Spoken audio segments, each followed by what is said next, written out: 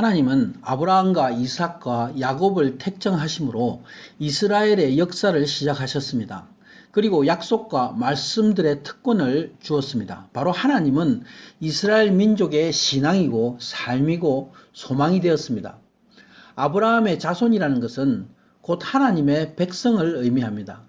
이것이 유대인의 더 없는 자랑이었습니다. 근데 사도 바울은 말씀합니다.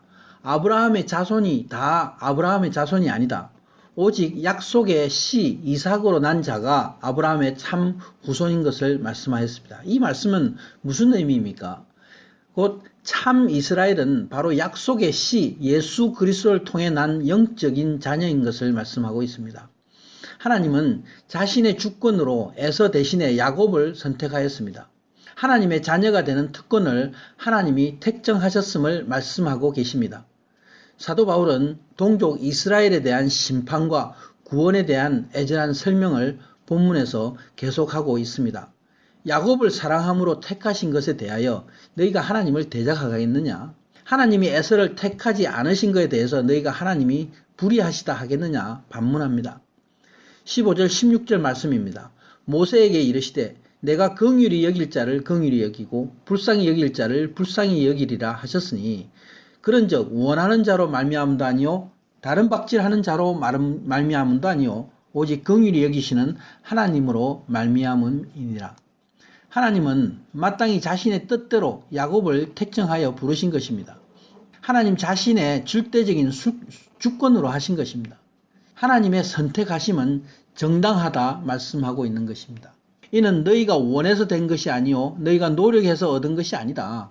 오직 하나님이 긍휼하심으로 저를 택하여 부르신 것이다 말씀합니다. 사도 바울은 설명합니다.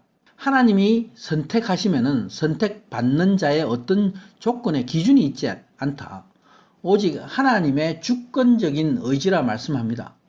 그러므로 우리의 자녀 되는 것도 오직 하나님의 전적인 은혜인 것입니다.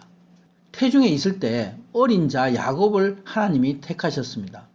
하나님의 택정하심에 대해서 불공평을 물을 수 없다는 것입니다. 에베소서 1장 4절에 말씀합니다. 곧 창세전에 그리스도 안에서 우리를 택하사 우리로 사랑 안에서 그 앞에서 거룩하고 흠이 없게 하시려고 그 기쁘신 뜻대로 우리를 예정하사 예수 그리스도를 말미암아 자기의 아들들이 되게 하셨으니 이렇게 하나님은 우리를 창세전에 택하셨음을 말씀하고 있습니다. 17절 18절의 말씀입니다.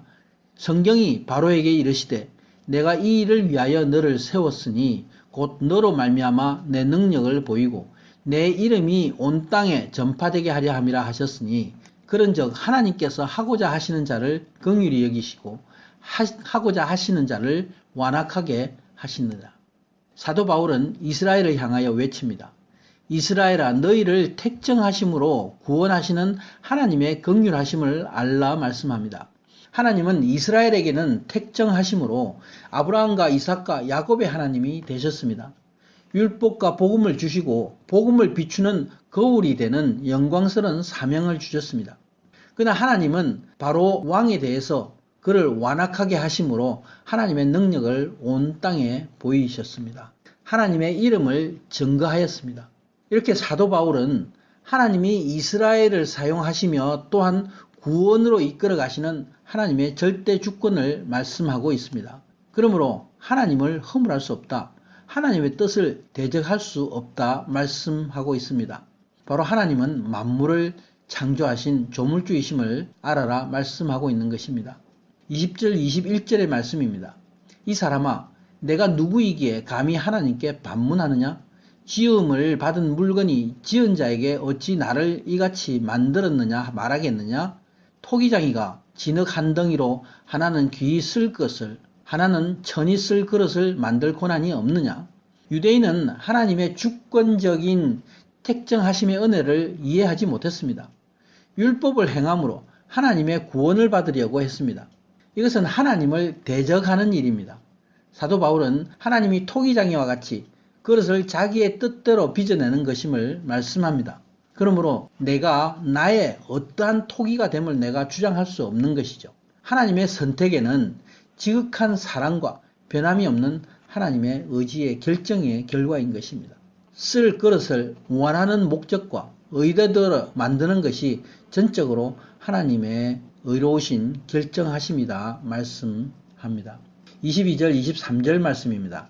만일 하나님이 그의 진노를 보이시고 그의 능력을 알게 하고자 하사 멸하기로 준비된 진노의 그릇을 오래 참으심으로 관용하시고 또한 영광받기로 예비하신 바 긍휼의 그릇에 대하여 그 영광의 풍성함을 알게 하고자 하셨을지라도 무슨 말을 하리요. 그러므로 하나님은 어떤 자들은 하나님의 능력을 나타내 보이시는 진노의 그릇으로 예비하셨다 말씀합니다. 그리고 너희는 하나님의 영광을 나타내 보이시는 긍휼의 그릇으로 예비한 것이다 말씀합니다. 이 진노의 그릇은 마귀에 대한 하나님의 선포입니다.